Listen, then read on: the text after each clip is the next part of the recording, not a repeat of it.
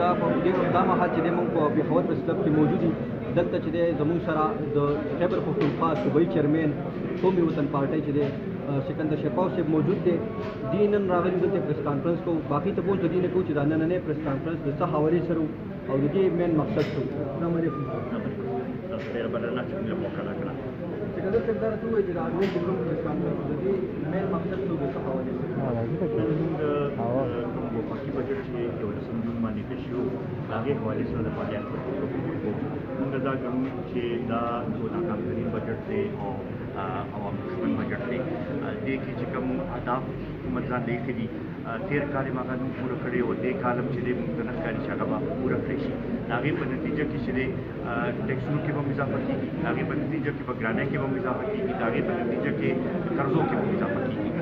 already the حکومت چې دی 13,000 اربه قرضه صرف په 3 کالو کې واخیستله. دا یو ریکارډ دی او چې دې کې مزید اضافه وشي نو هغې سره به نور هم د خلکو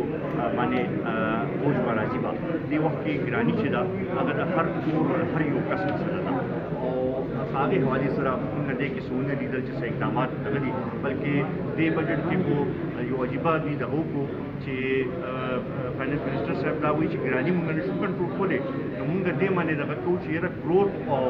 د خلکو انکم دې زیات کړو نو په خپله به هغوی ګراني دغه شي. دا د حکومت ذمهواري ده چې هغه به ګراني هم کنټرول کوي او انکم او ګروت دغې طرف ته به ورته ورکړي. دواړه به یې کوی نو هله به دا د هغې به نتیجه سره وکړي. او دا اپروچ چې یاره موږ ګراني نشو کنټرول کولی دې نه دا پته لګي چې هغوی مخکې نه مایوسه دي. حاجي دا راته ووایي چې د قومي بجټ کې هغه کوم نکات دي چې ستاسو کې سترانګلي تحفظات چې تاسو د هغې مخالف یو خو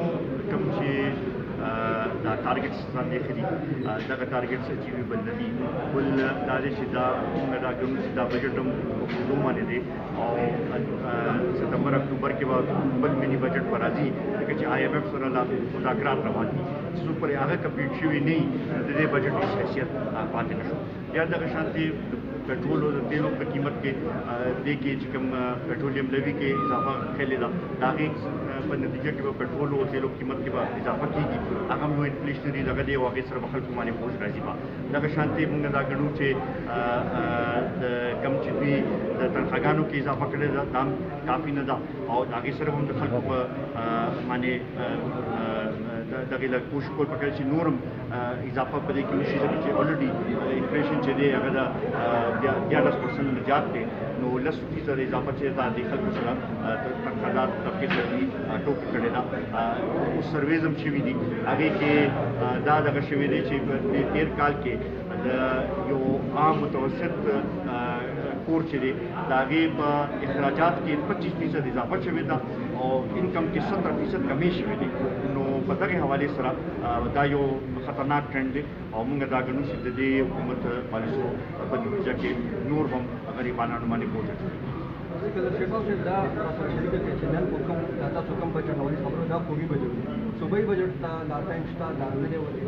लागे न सुन को स्टॉक एक्सपेक्टेशन तवक्कुआत इसकी दा पूरी सुबह बजट जमा खलिया सम तारीख तभी पेश की लगिया दी यो को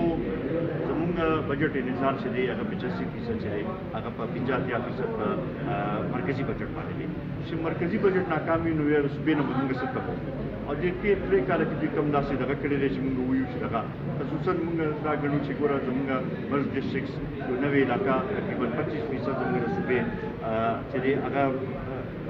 कमी दायरे के राधन शो पकार दावा शागिद तरफ तवज्जो वर्गा शवी न मरकजी हुकूमत अभी लपार सोच न 3% आगा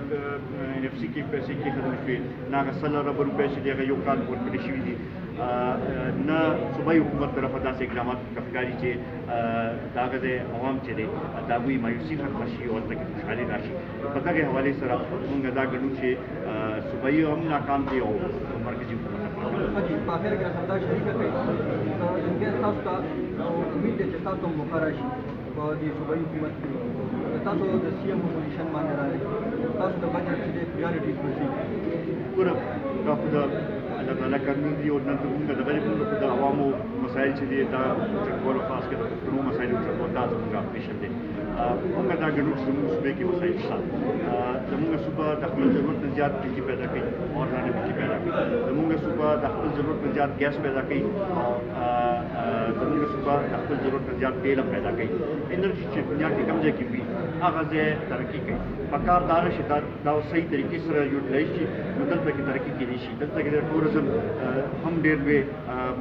موقع شته دلته کې چې دی زموږ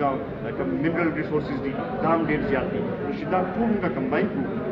زموږ صوبه چې دا هغه ډېره ترقي کولی شي دلته کې ډېر جابس پیدا کېدی شي دلته کې